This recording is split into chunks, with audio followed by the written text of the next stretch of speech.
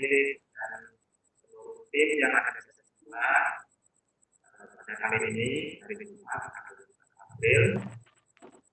Sebelum saya membuka, saya akan perkenalkan dulu. Suaranya kecil ya Pak Faizin? Kecil ya Bu. Yang akan saya perkenalkan untuk mengisi acara pada hari ini. Yang pertama saya sendiri izin sebagai host dari Kabir Ilmu. Kemudian nanti ada Ibu Irma PDMSI dari SDI yang di belakang kita sebagai moderator dan presenter Ibu Asri Oktina MPD dari SDN Bandung. Nanti ada Ibu Biar Wandi ya. Baik, karena sudah melakukan ini, saya mulai hari ini dengan mengatakan Assalamualaikum warahmatullahi wabarakatuh. Baik, selanjutnya kami serahkan kepada Ibu Irma untuk memandu jalannya pertemuan ini. Silakan Ibu Irma.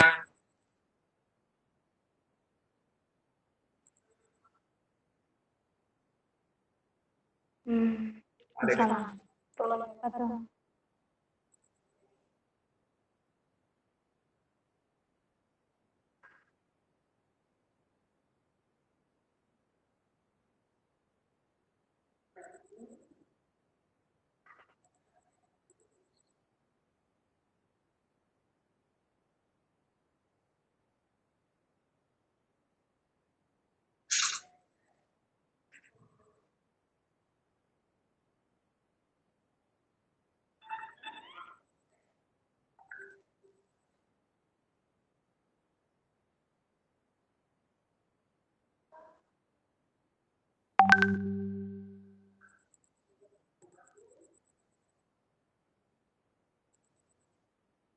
Baik, terima kasih Ibu Rumana Sution. Assalamualaikum warahmatullahi wabarakatuh. Terima kasih atas waktu yang telah diberikan kepada saya. Semoga kita semua pada pagi hari ini dalam keadaan sehat, walafiat, dan acara kita berlangsung dengan lancar sampai pada akhirnya. Baik, langsung saja tema kita kali ini yaitu penyelenggaraan pendidikan dari prinsip ke praktik ya. Apa sih itu penyelenggaraan pendidikan dari prinsip ke praktik? Bisa dibuka langsung di PPT-nya Ibu Irma, silahkan. Iya. Slide yang kedua. Belum dibuka ya? Iya. Yang potret. Oke, lanjut ya. Ya. Potret guru, potret kita. Apa maksudnya potret guru, potret kita? Kita ini, saya khususnya sebagai guru, dan mungkin ada kawan-kawan juga di sini yang berprofesi sebagai guru. Potret guru itu yang digugu dan ditiru pada umumnya, biasanya gitu. Jadi apapun yang look, yang dilihat sama kita seutuhnya, sama murid atau sama orang lain, yang dikenal kita adalah guru. Mungkin slide berikutnya. Nah, ini ada potret guru sendiri. Nah, kita yang kita dikenal itu sebagai apa? Maaf, slide. Guru itu, nah bagi saya menjadi guru itu ada pilihan. Pertama ada profesi, pekerjaan rutin, panggilan hati, atau pilihan tersisa, atau sekedar nasib. Ya. Nah, sekarang coba mungkin jadi Ibu Irma. Ibu Irma mungkin guru. Pilih yang mana coba? Profesi, apa pekerjaan rutin, apa panggilan hati, apa pilihan tersisa, atau sekedar nasib? Coba. Iya. Kalau Ibu Irma. Iya. Iya.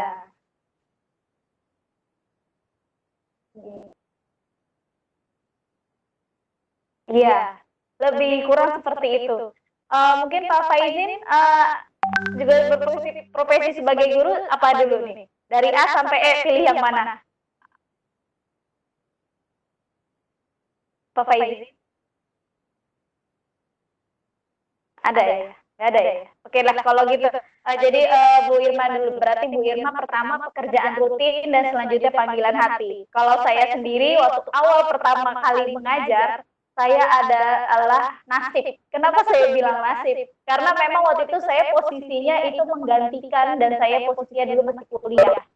Jadi disuruh sama orang tua saya, udah kamu ini aja dulu apa namanya ngajar aja katanya, daripada pulang kuliah malam terus-terusan gitu kan, capek, mendingan udah ngajar aja. Kalau ngajar cuma sebentar, lagi pula tidak memakan waktu banyak dulu seperti itu. Tetapi seiring berjalannya waktu, sama dengan Ibu Irma, saya juga mau tidak mau jadinya kayak merasa, kenapa nggak dari dulu saya berpikir seperti ini, saya panggilan hati saya terketuk bahwa memang saya sudah dilahirkan menjadi guru, dan saya baru menyadarinya belakangan ini saja, Bu Irma. Ya, selanjutnya sebagai guru nih, sebagai guru prioritas pertama saya saat ini apa? Pengakuan saya sebagai guru kah? Kesejahteraan saya sebagai guru? Atau kapasitas saya sebagai guru dan karakter saya sebagai guru? Mungkin Bu Irma mau pilih yang mana? Ayo, biar kita hidup aja, jadi sharing aja. Jadi sama saya aja. Yang nomor 2, sebagai guru prioritas. Karakter saya sebagai guru. Baik. Karakter Ibu sebagai guru. Oke. Kapasitas saya sebagai guru, kesejahteraan saya sebagai guru. Tetapi yang biasanya yang namanya guru yang lahir dari panggilan hati itu memang seutuhnya karakternya memang sebagai guru. Sama. Jadi bukannya saya yang A tuh, pengakuan saya sebagai guru. Karena kita memang nggak perlu lagi ini loh, saya ini guru loh. Tidak perlu itu seperti itu. Karena memang kalau sudah panggilan hati, kita sudah muncul dengan sendirinya. Orang sudah mengakui bahwa diri Anda itu adalah orang guru. Kesejahteraan. Kita berkarya, kita bikin buku atau bikin novel atau ya seperti ini, seminar, jadi pembicara, itu mau tidak mau itu kesejahteraan saya sebagai guru pun meningkat. Jadi tidak perlu mengeluh, jadi guru mah gajinya kecil begini, kesejahteraannya begini, saya belum sertifikasi begini, tidak perlu. Kalian tunjukkan, karena kalian sebagai guru kalian harus berkarya, karena guru emang mulia karena karya. Dan seiring berjalannya dengan karya kalian sebagai guru, kalian bisa kesejahteraan itu akan meningkat dengan sendirinya. Seperti itu. Yang kapasitas saya sebagai guru. Kapasitas saya sebagai guru ini seperti apa sih? Saya mampu berbuat apa? Saya bisa bikin apa? Kapasitas saya itu sebagai guru itu bisa mengendalikan kelas kah? Bisa dekat dengan siswa saya kah? Nah, seperti itu. Yang terakhir nanti karakter saya sebagai guru. Nah, kalau yang karakter saya sebagai guru ini well perform, semuanya ada. Guru itu yang komplit, paket komplit itu karakter saya sebagai guru ada di situ semua. Jadi guru yang 4 kompetensi itu ada kompetensi sosial, pedagogi, itu profesional, itu semuanya ada di karakter saya sebagai guru. Yang berikutnya yaitu yang ketiga, identitas yang beragam melekat pada setiap orang. Tapi hal pertama yang saya lihat dari interaksi saya di lingkungan sekolah adalah apa? Ya, saya seorang guru kah? Saya seorang berjenis kelamin? Saya seorang dari suku ini? Suku Jawa, misalkan saya seorang beragama Islam atau Katolik atau Kristen, dan saya orang Indonesia. Jadi identitas orang pertama melihat Bu Irma apa? Pilih dulu nih. Saya seorang guru kah atau saya? Yang A. Iya, seperti itu memang. Karena memang sudah saya seorang guru itu memang kita emang kalau di lingkungan sekolah emang ini, jadi tidak perlu diragukan lagi kan. Saya seorang orang Indonesia, bukan, karena memang udah seorang guru. Emang sudah terpatok lah istilahnya gitu kalau di lingkungan sekolah ya. Tapi kalau di lingkungan rumah sendiri pun kita juga suka dipanggil kan Bu Irma ya, Bu Guru gitu. Bukan begitu kan? Jadi bukan nama suami kita yang dipanggil, misalkan kan misalkan Ibu Arif atau apa gitu ya kan, bukan. Tetapi Bu Guru mau kemana? Ibu Guru mau belanja, pasti seperti itu. Bu Irma seperti itu bukan? Ya dipanggil pasti Bu Guru profesi kita, padahal kita di rumah kan sebagai ibu rumah tangga kan, ya kan? Tapi tetap melekat pada diri kita, yaitu yang dipanggil Ibu Guru. Bu Guru apa kabar? Bu Guru mau kemana? Begitu. Pasti yang dipanggil Ibu Guru, ya kan? Yang selanjutnya di lingkungan pendidikan. Nah, saya selalu merasa nyaman berteman dengan semua orang. Ini lebih ke beragama karena prihatin sekali dalam beberapa waktu ini saya melihat ada guru-guru mungkin entah di lingkungan saya sekitarnya atau di lingkungan Bu Irma, mungkin ada guru yang merasa hanya nyaman berteman dengan semua orang atau berteman dengan rekan sesama suku atau berteman dengan rekan sesama agama. Saya merasa tidak nyaman karena suku saya berbeda. Saya merasa tidak nyaman berteman karena agama saya berbeda. Ini mungkin saya masukkan konteks ini karena di lingkungan pendidikan seharusnya kita selalu merasa nyaman berteman dengan semua orang, baik suku, agama, ras, dan pokoknya semua beda. Yang walaupun kita berbeda, kita tetap gabung, tetap berteman. Jadi pada konteksnya kita tidak boleh memilih, saya namanya guru ya, saya memilih guru yang agamanya Islam aja, atau yang sukunya sama kayak saya aja, Jawa. Saya nggak mau temenan sama guru yang agamanya dari Kristen atau Katolik, tidak seperti itu. Karena bagi saya, guru itu memang harus terbuka, open-minded, sikapnya juga harus terbuka. Jadi merangkul semuanya. Jadi seperti itu. Karena kan, maaf, di lingkungan pendidikan seperti siswa kita dan orang tua murid kita itu kan terdiri dari berbagai macam suku, budaya, dan agama. Jadi kita harus bisa merangkul mereka semuanya. Yang selanjutnya yaitu 5. Apakah Anda mendidik siswa dengan cara yang sama sebagai Anda dulu dididik? Ayo silakan Bu Irma pilih yang mana? Kurang lebih sama, dengan lebih banyak pendekatan keagamaan, dengan lebih banyak penekanan kedisiplinan, atau dengan lebih banyak penggunaan teknologi? Yang mana Bu Irma pilih yang mana? Iya dong, biar kita jadi ini aja, saya ini share aja.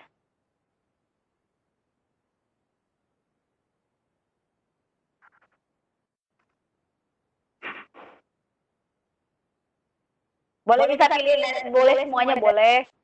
Pilih aja dari lebih dari satu nggak apa-apa.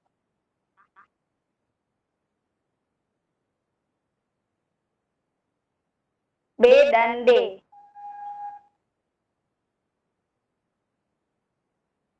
Baik, ya, karena nggak banyak ini ya, mungkin dari beberapa dari kita juga masih ada guru yang belum melek IT ya, mungkin sekarang. Jadi mereka nggak usah jauh-jauh deh, nggak usah jauh ke kita melihat ke pedalaman daerah-daerah yang tertinggal, terdepan, terluar, itu tidak usah. Ya, lebih jauh itu sih sudah ini ya, ada yang pemerintah yang ngurusin ibaratnya gitu ya. Kita melihat yang di saya aja, yang di sekitar kita, khususnya di lingkungan saya sekolah. Masih banyak guru yang masih belum menggunakan IT, belum melek IT, karena mereka berpikir ya udahlah, saya ngajar kurang lebih sama model jadul kayak saya dulu juga diajar, toh anaknya udah pada pintar-pintar, udah pada jadi orang. Bukan begitu Bu Irma, ada kan yang seperti itu juga kan? Ya udahlah, saya ngajarnya cara, ya udahlah, saya juga dulu diajarinnya caranya kayak gini, kok tambah-tambahan kali-kalian dengan cara hafalan atau gimana, ya kan? Ya jadi seiring berjalannya waktu kita memang mau tidak mau teknologi itu menggiring kita, jadi bukannya memang guru itu tidak apa sih namanya, tidak bisa, memang guru tidak bisa digantikan dengan teknologi, tetapi kita harus bisa menyeimbangkan, ya kan, dengan maju teknologi saat ini. Jadi mau tidak mau seperti yang terjadi pada hari ini, bahwa ada wabah virus corona, mau tidak mau kita harus melek IT kan. Jadi kita Indonesia tuh seperti itu. Jadi ibaratnya karakter orang harus dipaksakan dulu, mau nggak mau harus bisa, ya kan? Karena ini wabah corona ini datang tiba-tiba kita nggak tahu, nggak ada prediksi apa-apa, yang tadinya kita tidak bisa menggunakan IT, mau nggak mau kita harus dipaksakan dengan suatu keadaan. Jadi seperti itu. Dan yang lebih banyak aktivitas di lingkungan alam. Ya, ini mungkin yang di daerah terluar, terdepan, terdalam itu, mungkin mereka belajarnya ada yang lebih menyenangkan karena mereka tidak tersentuh dengan teknologi. Mereka bisa menggunakan lingkungan alam sekitarnya untuk mendukung pembelajaran. Dan yang untuk yang C, kedisiplinan. Ini kedisiplinan mungkin seperti kita memberikan tugas kepada siswa. Jika tidak dikerjakan, kita memberikan sanksi seperti apa, atau datang siswa terlambat, kita memberikan sanksi seperti apa, mungkin seperti itu. Jadi sebenarnya apakah mendidik siswa dengan cara yang sama? Itu sebenarnya ini semua harus kita lakukan bareng-bareng. Itu tidak lupa juga dengan unsur pendekatan agama. Jadi semuanya ini dari keseluruhan yang A kurang lebih sama, dan B pendekatan keagamaan, penekanan disiplinan, penggunaan teknologi, lingkungan alam, itu sebenarnya guru yang profesional, ibaratnya yang bagus itu ya, kalau boleh dibilang harus semuanya itu dilakukan, ya kan? Pendekatan keagamaan iya, kedisiplinan juga iya, teknologi iya. Jadi semuanya seimbang. Next berikutnya.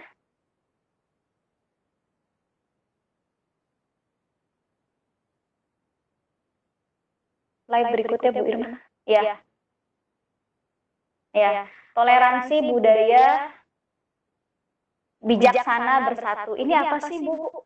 Ya kan? Ini itu pendidikan.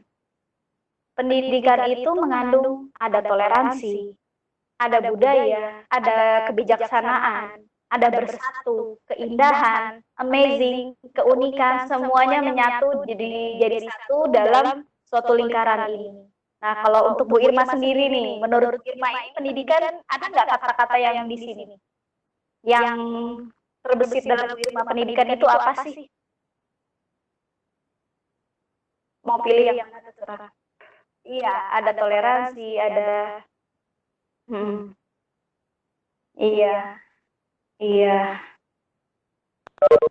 Iya, berarti semuanya itu kan. Jadi pendidikan itu memang isinya ya itu semuanya, konten itu semuanya jadi pendidikan isinya semua. Jadi ibaratnya amazing lah, kita takjub pendidikan itu ternyata luas ya kawan-kawan, semuanya isinya ada toleransi, ada budaya, ada indah, pokoknya Indonesia itu keren, pokoknya semua itu ada di dalam pendidikan. Kita belajar semuanya itu ada di pendidikan. Ya, alhamdulillah kita menjadi salah satu orang yang terberkati lah kalau kita tuh hadir dalam pendidikan di Indonesia. Alhamdulillah kita masih bisa menggunakan kemampuan kita, kapabilitas kita sebagai guru untuk bisa meramaikan kancah pendidikan di Indonesia khususnya. Nah, selanjutnya.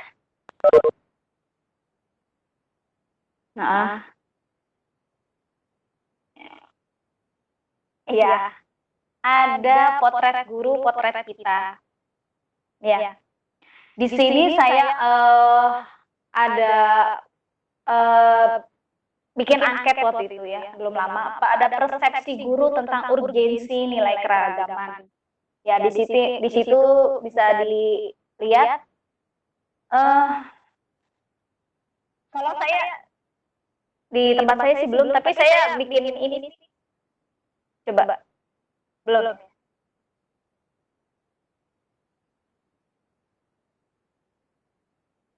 Ya udah langsung ini aja saya jelasin aja, nggak apa-apa. Ini ada tabel tentang persepsi guru tentang daya dukung sekolah terhadap nilai keragaman, persepsi guru tentang praktik nilai keragaman dalam kegiatan belajar mengajar. Dan yang pada intinya mereka semuanya menganggap itu sangat penting. Persepsi guru tentang urgensi nilai keragaman. Jadi banyak guru yang menganggap keragaman itu penting. Banyak guru yang juga menganggap daya dukung sekolah terhadap nilai keragaman itu sangat akomodatif. Dan yang terakhir, persepsi guru tentang praktik nilai keragaman dalam kegiatan belajar mengajar itu sangat berkeadilan. Next selanjutnya, slide selanjutnya bagaimana? Nah, ini ada Ki Hajar dan saya. Kenapa saya bilang Ki Hajar dan saya? Ki Hajar tahu sendiri kan, Ki Hajar Dewantara itu adalah tokoh pendidikan yang sudah melegenda ibaratnya, ya kan? Yang sudah jadi ikon Indonesia itu ya Ki Hajar Dewantara. Apa yang saya pahami tentang Ki Hajar Dewantara dan filosofi pendidikan? Kalau kita lihat ada isu-isu kunci dalam pemikiran Ki Hajar Dewantara mengenai pengajaran, pendidikan, dan kebudayaan. Ya, kalau kita lihat sendiri sih ilmu pendidikan itu pengajarannya kontinu dengan zaman lampau. Jadi masing-masing zaman itu mempunyai roh yang berbeda yang menjelma dalam ilmu pendidikan. Sedangkan pendidikan yang baik harus dipandu oleh teori atau pengetahuan tentang pendidikan sehingga tidak berdasarkan subjektif atau raba saja. Kemudian tentang kebudayaan. Kebudayaan itu emang salah satu kurikulum inti di sekolah keguruan. Jadi ibaratnya gini, untuk dapat bekerja dengan tentram dan yakni tugas para pendidik dan pejuang kebudayaan sangat kita perlukan adanya pagar yang kokoh dan kuat untuk menolak segala bahaya yang mengancam dari segala kekuasaan dan kekuatan yang mungkin dapat merusak. Ya, jadi intinya pagar itu tadi bukan yang tak lain ialah pergerakan pergeseran kayak nilai-nilai keberagaman yang mengikis saat ini. Jadi kita sudah tahu sendiri bahwa belakangan ini rasa intoleransi kita sedikit memudar. Dengan rasa intoleransi kita yang sedikit memudar, jadi persatuan kita pun jadi semakin menurun. Ibaratnya mengikis, kita bisa lihat apa dalam kancah perpolitikan misalkan atau situasi yang saat ini deh. Apapun sebenarnya yang dilakukan pemerintah, kalau menurut saya adalah yang terbaik untuk menanggulangi wabah COVID-19. Tetapi ada sebagian orang yang memiliki sikap intoleransi itu, jadi hanya bisa ibaratnya nyinyir kalau boleh dibilang. Jadi apapun yang dilakukan pemerintah itu semuanya jelek. Sebenarnya bukan seperti itu ya.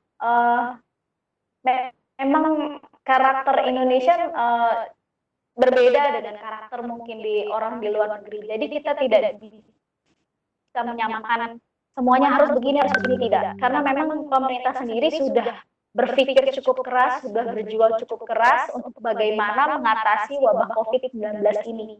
Jadi tidak perlu adanya rasa nyinyir itu, rasa intoleransi itu dimunculkan, dibangkitkan. Nah, gimana posisi kita sebagai guru di situ? Guru di situ berperan sebagai untuk mengikis rasa-rasa intoleransi yang bisa tumbuh dari siswa kita sejak dini. Jadi tolong para praktisi guru atau guru yang berprofesi sebagai guru, saya minta dengan sangat rasa keberagaman itu ditonjolkan. Jadi kita ini tidak hidup sendiri di Indonesia. Ingat, kita ini Pancasila, agama kita diakui, ada di 6 agama diakui yang di Indonesia itu. Jadi kita kaya dengan agama, kaya dengan budaya, kaya dengan suku dan ras, itu segalanya kita miliki ada di Indonesia. Dan kita, saya mohon terutama kepada guru-guru yang mungkin hadir di dalam partisipan hari ini, tepiskan rasa intoleransi kepada siswa-siswa kita.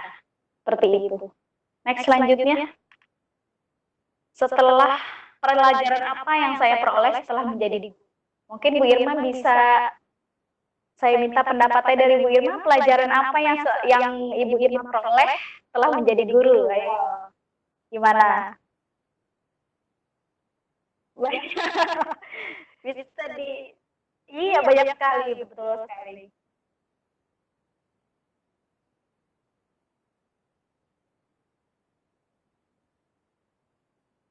Iya, baik. Terima kasih Bu Irma atas responnya. Ya, memang setelah jadi guru saya ini bisa mempelajari apa sih, apa yang kita bisa berikan kepada siswa kita gitu ya kan. Nah, next selanjutnya penyelenggaraan pendidikan dari prinsip ke praktik. Iya, demokratis, berkeadilan, tidak diskriminatif. Apa itu demokratis? Apa itu berkeadilan? Sudahkah saya bersikap demokratis kepada siswa saya? Sudahkah saya berkeadilan kepada siswa saya? Sudahkah saya tidak diskriminatif kepada siswa saya? Ya, jadi kalau boleh dibilang contohnya seperti ini. Biasanya nih kita kan contoh konkretnya aja ya, saya kasih simpel. Nyuruh siswa piket. Nah, biasanya piket itu kan nih, nah kalau yang laki-laki tolong ya bawa air, kalian ngepel tugasnya seperti ini nih gitu kita suruh kan. Kalau yang perempuan yang biasa aja lah, nggak usah yang berat-berat tugasnya karena mereka perempuan gitu kan. Karena jadi saya mungkin saya sejujurnya saya juga awalnya melakukan seperti itu. Nah, udah yang perempuan jangan angkat-angkat yang berat-berat, kamu kan perempuan ntar lemah gini-gini, udah biarkan saja yang laki-laki. Ternyata itu saya melakukan rasa yang tidak berkeadilan, saya tidak diskriminatif, saya berdiskriminatif terhadap perempuan dan laki-laki itu. Karena kan saya menganggapnya, udah nak, perempuan, kamu yang perempuan harusnya tidak seperti itu. Karena mau tidak mau, kita harus menganggap laki-laki dan perempuan itu posisinya sama, walaupun mungkin ada sebagian orang yang berpikir jangan, perempuan harus melakukan pekerjaan yang ringan sedangkan yang laki-laki yang berat. Sebenarnya itu apa namanya itu melakukan secara tidak langsung kita melakukan sikap yang tidak adil kepada siswa kita dengan mengenderkan mereka. Seperti itu bisa dipahami ya Bu Irma ya. Yang langsung bisa kayak next selanjutnya Bu Irma.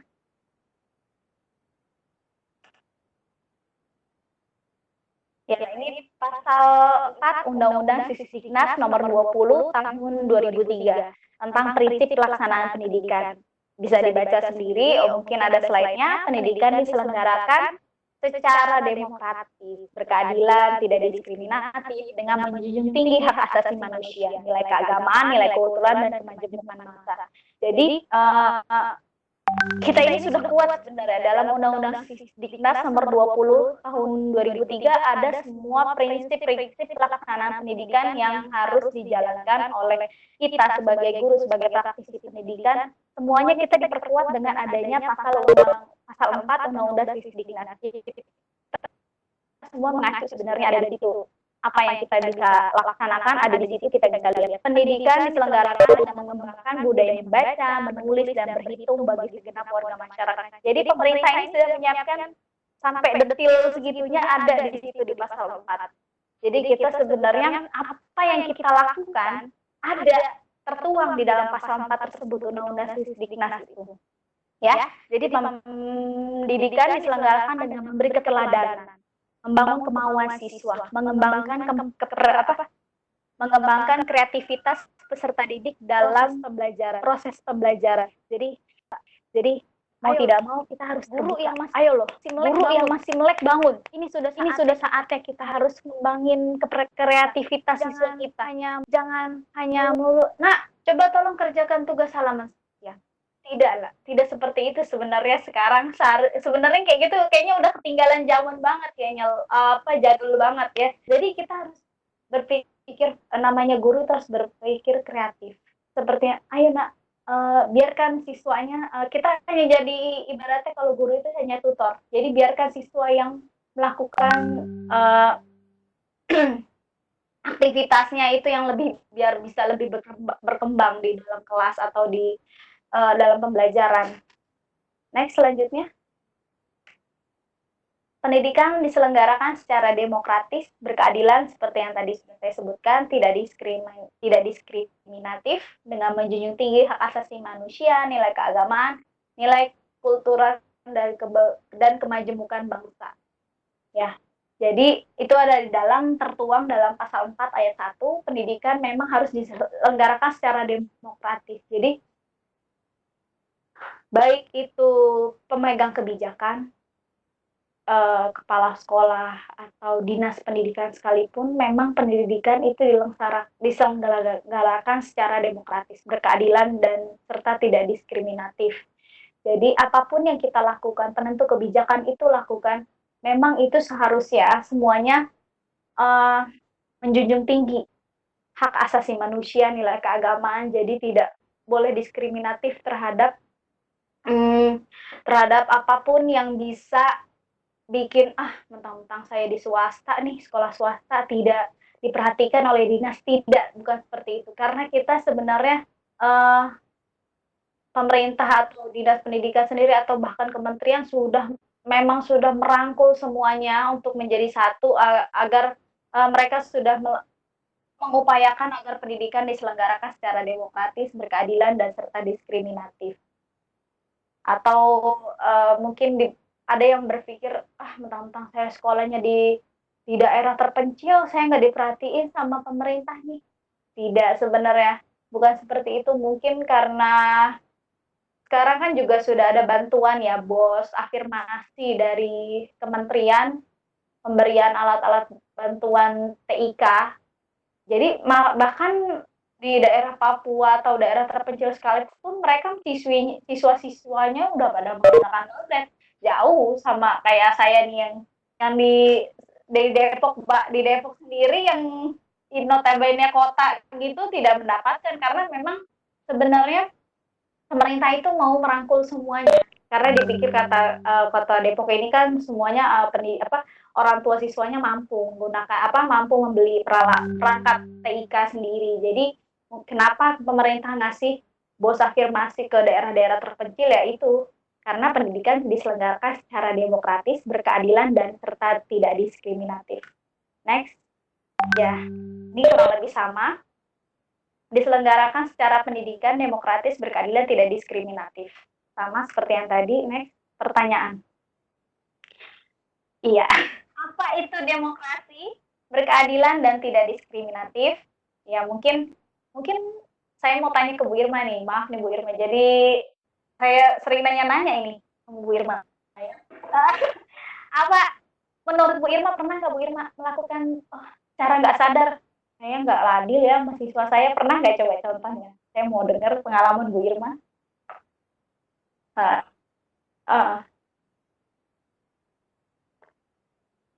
Iya, iya, pernah ya kan? Iya, contohnya kayak misalkan, saya ngeliat anak yang pinter aja nih, saya deketin gitu-gitu kan. Pernah saya juga merasa seperti itu, tetapi dan itu kita tidak sadar Bu Irma biasanya. Wah, ternyata saya melakukan ini nggak adil ya.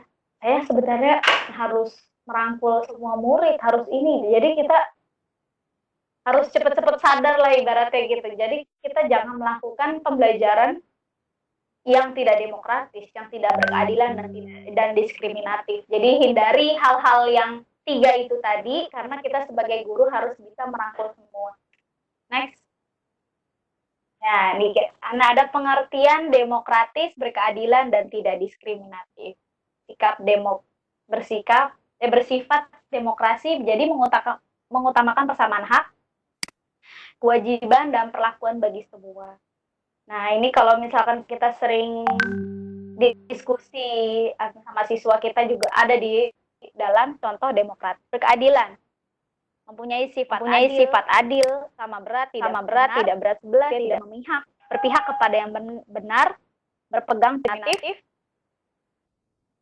tidak ada tindakan atau perlakuan yang mencerminkan ketidakadilan terhadap individu atau kelompok tertentu.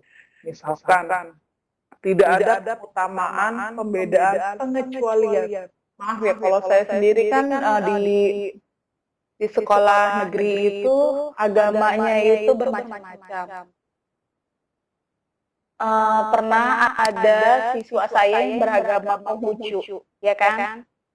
Karena dia merasa tidak nyaman, sering diolok-olokkan sama teman-temannya, walaupun kita sendiri sebagai guru juga tidak mengajarkan seperti itu, tetapi saya prihatin sekali, memang akhirnya siswa itu pindah karena dia sudah tidak tahan dengan pengolokan Cina gitu. Jadi sebenarnya itu yang harus kita ajarkan kepada siswa kita mulai dari sejak dini kelas 1 bahwa sikap intoleransi mereka itu bisa membuat karakter seseorang itu menjadi tertutup, ya kan? Jadi kasihan, jadi apa sih namanya, kasihan. Jadi siswa saya sendiri akhirnya tidak kuat dengan sebutan-sebutan Cina lah, dia makan inilah gitu, haram, yang binatangnya haram gitu. Jadi sebenarnya mungkin ada beberapa guru pun juga sikapnya juga ada seperti itu. Saya tidak menampik ya. Jadi harusnya kesadaran dari mulai diri kita sendiri. Kita bersikap diskriminatif nggak sama seseorang walaupun kita tidak sadari seperti itu. Mungkin kurang lebihnya. Berikutnya ada saya ada gambar. Nah, ini equality versus equity. In the first image, it is assumed that everyone will benefit from the same sport. They are being treated equally. Coba lihat, ini ada gambar sama, kotaknya sama, cuma dia beda posisi tinggi badannya, ya kan? Nah, yang terakhir, ini maksudnya yang berkeadilan sama kotaknya. Nah, tapi apa yang tengah ini bisa dilihat dari kotaknya itu ada 3 ditumpuk. Nah, ini dia berkeadilan yang tengah. Ya, dia melakukan bagi-bagi. Wah, ini kan nggak nyampe nih, nggak bisa ngelihat. Nah, yang ketiga ini baru semuanya. Dia berkeadilan, tidak diskriminatif, dan tidak apa tadi? Apa sih? Bentar. Pokoknya 3 itu tadi ya, tidak diskriminatif, berkeadilan, dan iya mana sih? Slide saya. Iya, itu. Demokratis, berkeadilan, diskriminatif. Ya, itu yang gambar ketiga itu memposisikan seperti itu. Ya, jadi semuanya akhirnya dia bisa menonton pertandingan sepak bola dengan bareng-bareng, dengan sama-sama. Jadi nggak ada yang kotaknya satu dia jadi nggak kelihatan, ya kan? Yang satu lagi, ya seperti itulah. Next, selanjutnya.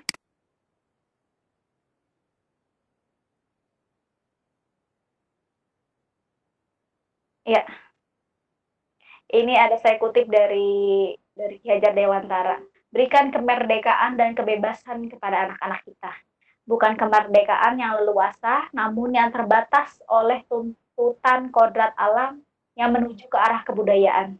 Perlulah dipakai dasar kebangsaan, akan tetapi jangan sekali-kali dasar ini melanggar atau bertentangan dengan dasar yang luas, yaitu dasar kemanusiaan. Sesuai dengan Kementerian kita, Mas Nadiem, yang Merdeka Belajar ya Bu Irma ya. Nah, ini sebenarnya Merdeka Belajar itu sudah dari dulu. Sudah dikonsep sama Ki Hajar Dewantara, bayangkan. Jadi semuanya itu sudah di mindset sama Ki Hajar Dewantara dan baru direfleksikan sama kementerian kita yang saat ini berikan kemerdekaan dan kebebasan kepada anak-anak kita. Jadi jangan dipaksakan. Nah, kamu hari ini harus menggambar pemandangan. Jangan. Sebenarnya kita harus berikan kebebasan. Kita tanya sama mereka. Nah, hari ini kamu mau menggambar apa ya temanya? Nah, seperti itu. Mungkin kalau lebih simpelnya prakteknya. Next. Apa yang kita pelajari, rangkuman dan refleksi. Nah, mungkin saat ini sebagai guru dari pemaparan saya yang sudah dari A sampai Z tadi mungkin ya, rangkuman apa yang bisa dipelajari dan refleksi kita pada hari ini. Kalau menurut saya adalah pendidikan adalah tempat persemaian benih-benih kebudayaan. Jadi di situ isinya ada toleransi, ada kebudayaan dan keindahan. Mungkin rangkuman yang bisa saya berikan pada hari ini seperti itu. Karena kita beruntung sebagai salah satu tokoh yang bisa mengembangkan pendidikan di Indonesia. Tepuk tangan dong buat kita semua ibaratnya gitu ya. Kita bangga jadi guru, kita bangga bisa mengembangkan mendidik anak-anak kita untuk menjadi someone, something, walaupun dia belum tahu apa-apa. Seperti itu. Jadi kita bisa menumbuh kembangkan bakat yang mereka miliki, yang awalnya itu yang mungkin tidak terbesit dalam benak siswa kita. Jadi kita bisa asah, kita bisa apa sih namanya, kasih rangsangan, stimulus kepada mereka. Tinggal mereka yang menjalaninya. Walaupun mereka tidak menyadarinya. Sebagai ibaratnya saya mau jadi apa, awalnya cita-citanya seperti ini, tetapi dia mempunyai bakat seperti ini, itu sebenarnya kita hanya mengasah. Sebenarnya yang punya miliki itu sebenarnya siswa itu sendiri yang punya bakatnya. Cuman mungkin masih terpendam.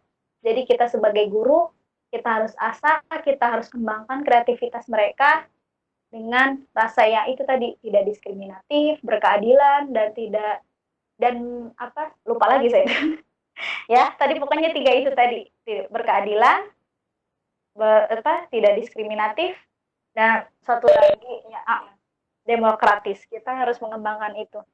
Nah, next.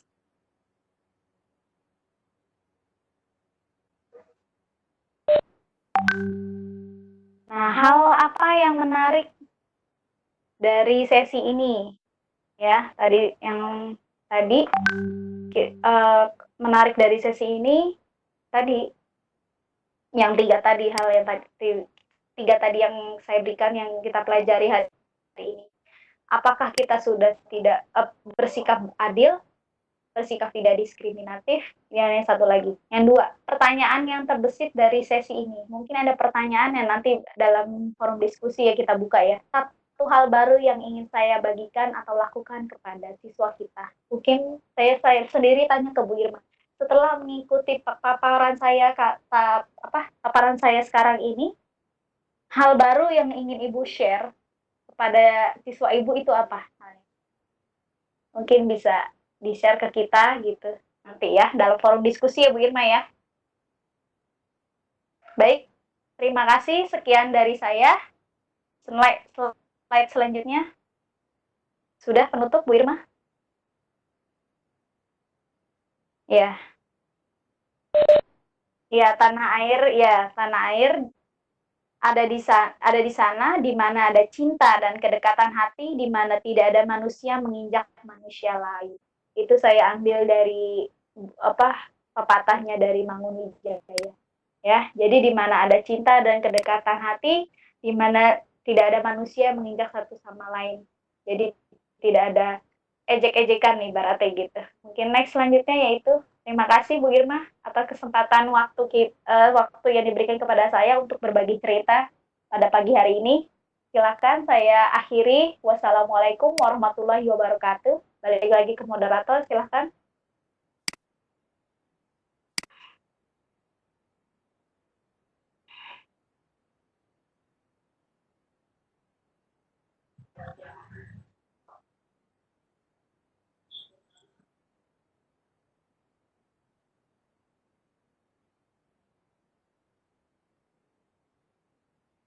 Baik, terima kasih.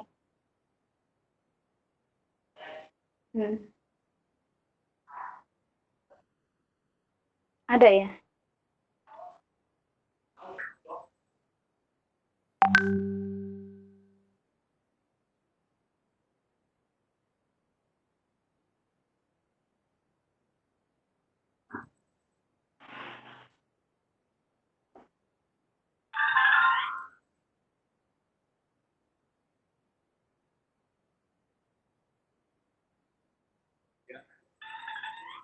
Baik, silakan ada pertanyaan. Saya nggak kedengeran ya Pak, ini Pak Faizin. Ya, cek suara Bu. Iya.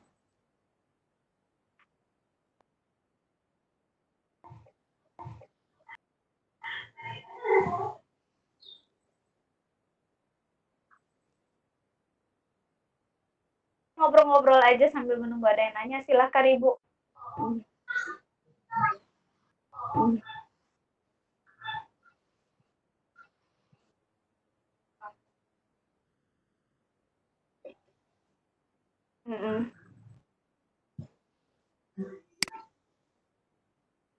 Iya, betul sekali.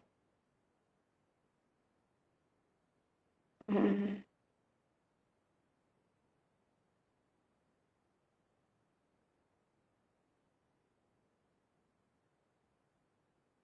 Pemilihan ketua kelas atau ini biasanya, heeh. Mhm. Iya, heeh.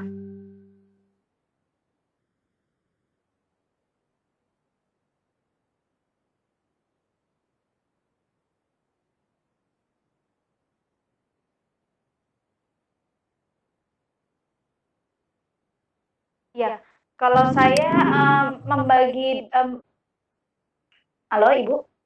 Hilang ya? Ya ya. Kalau saya biasanya karena saya kelas rendah, ngajarnya juga kelas kecil, eee, membuka kelompok diskusi. Ya, jadi sebelum membuka kelompok diskusi itu, kita mengatur kelompok biarkan mereka, tetapi kita atur caranya seperti apa. Ya, jadi berkeadilan. Jadi isinya itu kelompok jangan isinya kelompok yang pinter-pinter semua atau yang kelompok-kelompok cewek-cewek atau cowok-cowok, tidak seperti itu kalau saya yang, berkeadilan, kalau saya seperti itu, tidak. Jadi, misalkan caranya menggunakan nomor, ya kan, siswanya 1, 2, 3. Jadi yang nomornya sama, satu sama satu semua berkumpul jadi satu. Yang memilih nomor 2, ya itu nomor 2 kelompok yang nomor 2 semuanya. Memilih nomor 3 itu kelompok yang nomor 3 semua memilih 3. Jadi seperti itu kalau saya. Jadi hanya mungkin kita kasih caranya, tetapi biarkan mereka yang memanage-nya, biarkan mereka yang memilihnya gitu. Kalau saya seperti itu.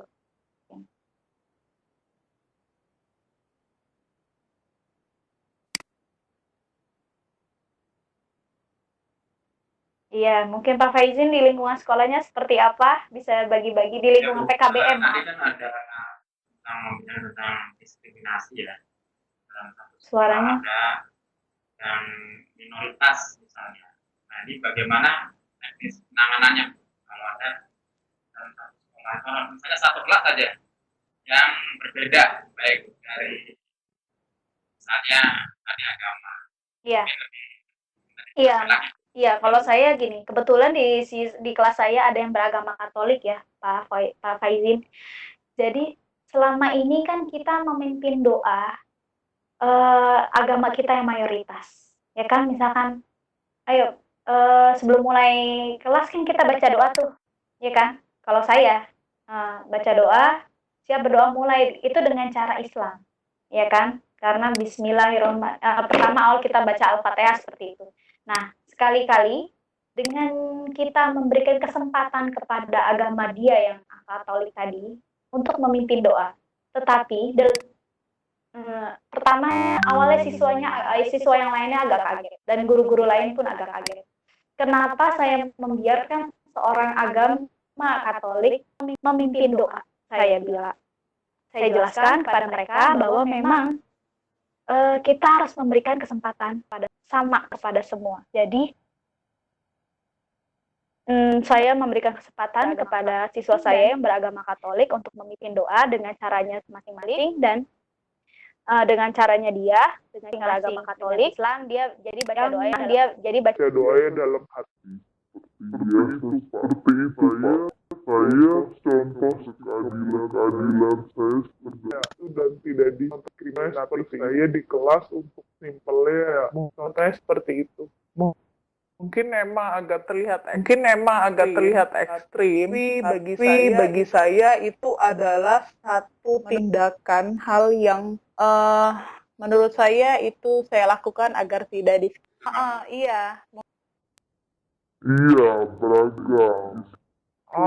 Iya. Ya, mungkin beda dengan sekolah Islam yang Bu Irma ya. Sekolah Islam ya, mungkin kalau sekolah Islam bisa Irma dengan budayanya ya kan.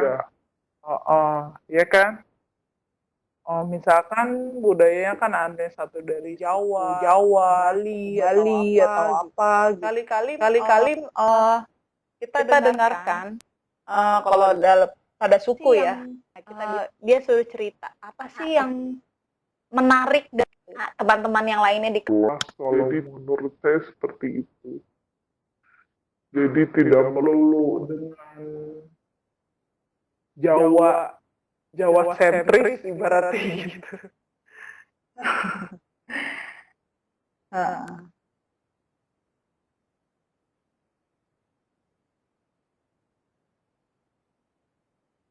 Iya, nggak terasa. Betul, sampai jam 9.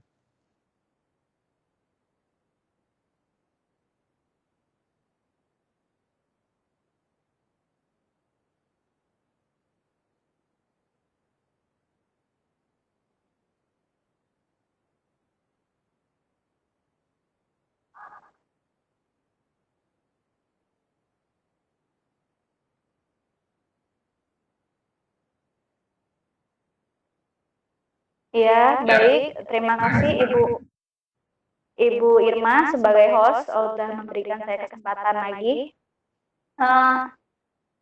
Prinsip-prinsip yang kita jalankan sebagai guru itu tidak melulu harus kaku.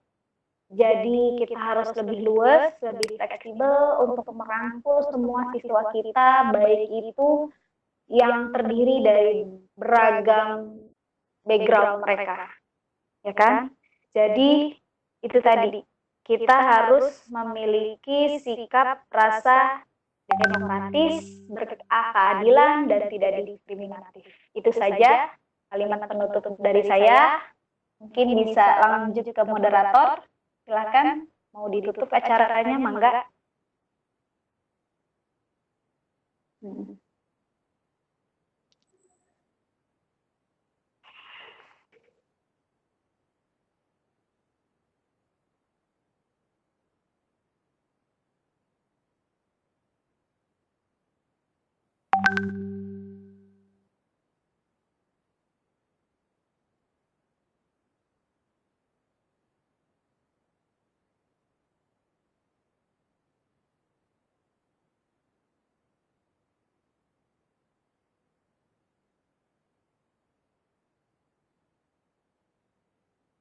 Ya, Bu Sugiyarti, masukan.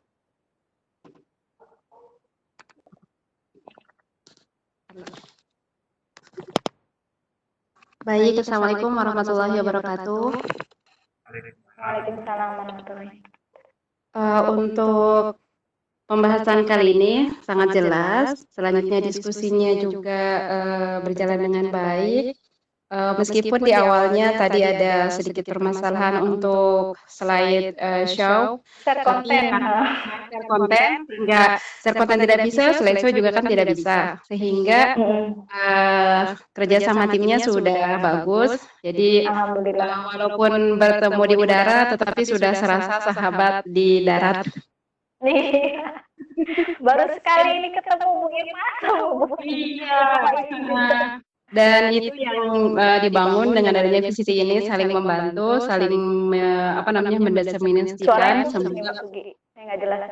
Suaranya kurang jelas ya? Sekarang sudah jelas? Sekarang sudah jelas, alhamdulillah. Iya. Ya. Semoga untuk kelompok ini bisa diselesaikan untuk dua host. Kedengaran? Untuk dua presenter dan dua moderator serta satu diseminasi. Untuk hari ini ada 3 sesi. Sesi 1 oleh materi tentang ini, selanjutnya yang kedua oleh Bu Andri, yang ketiga ada yang diseminasi dibantu oleh instruktur. Jadi hari ini kalau pesertanya kurang karena memang ada 3 room yang terbuka. Selanjutnya untuk kata penutup, saat meneduh hujan rintik, bermain hujan bersama Nana.